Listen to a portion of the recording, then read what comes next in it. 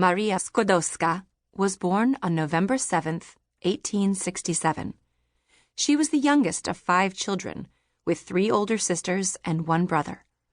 Her parents were both teachers. Her mother was the principal of a school. Her father taught science. Later, he ran his own schools. Maria was born in Warsaw, the capital city of Poland. Poland didn't really exist as a country at that time. The neighboring countries had taken over Poland and divided it up into 3 parts. Maria lived in the part that was ruled by Russia. Russian guards walked the streets where Maria lived and patrolled the schools where her parents taught. The Russians had strict rules. No one could sing Polish songs. Schools weren't allowed to teach Polish history. Students and teachers couldn't even speak Polish. All the classes had to be taught in Russian. Maria's family hated the Russians and hated the rules. Her father was very proud to be Polish. He taught his children to love their country and hate the Russians. When Maria and her friend walked past a Russian statue, they spat on it.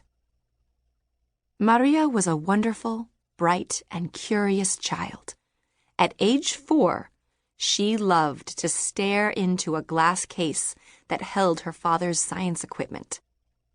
She adored her father and listened intently to everything he said. Her father turned every conversation into a lesson. He created games to teach his children geography. He gave them math problems. He read poems aloud. He spoke 5 languages, and Maria learned to speak them too. At school, Maria was the smartest girl in her class. She could recite all the right answers in either Polish or Russian. When the Russian guards weren't around, the teachers were sneaky. They taught classes in Polish. One day, a Russian guard came to visit. Quickly, the whole class switched back to speaking Russian. Everyone felt nervous. If the guards found out the truth, they might punish people. They might send them away to a cold, distant place in Russia called Siberia.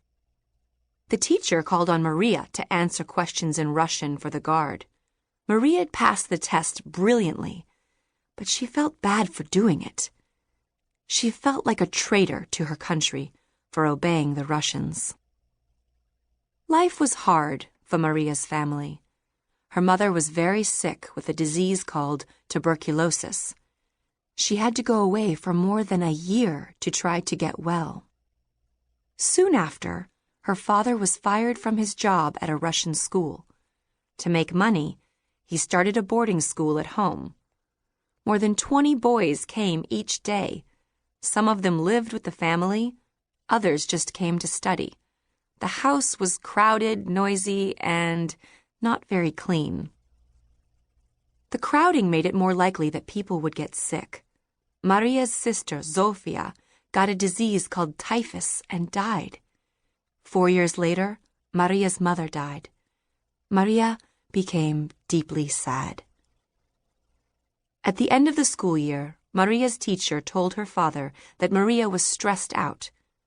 The teacher thought Maria should take a year off from school. Instead, her father sent her to a tough Russian school. In Maria's family, no one ever took a break from learning. In 1883, Maria graduated first in her class at the age of 15. She even got the school's gold medal for being the best student. After high school, Maria's father agreed to let his daughter have a break. Maria was too young to get married, and her father could not afford to send her to college. Instead, he sent her to live with relatives in the countryside. For the next year, Maria lived a wonderful, carefree life. Her uncles played music, took her to dances, and invited all kinds of interesting guests to the house. Many days, Maria slept late and then played outside like a child. She loved swinging, collecting wild berries, fishing, reading, and playing games. At night, she went to parties and learned a Polish dance called the mazurka. She felt so free. In the countryside, she later wrote, she could even sing patriotic songs without going to prison. It was the happiest time she had ever had in her young life.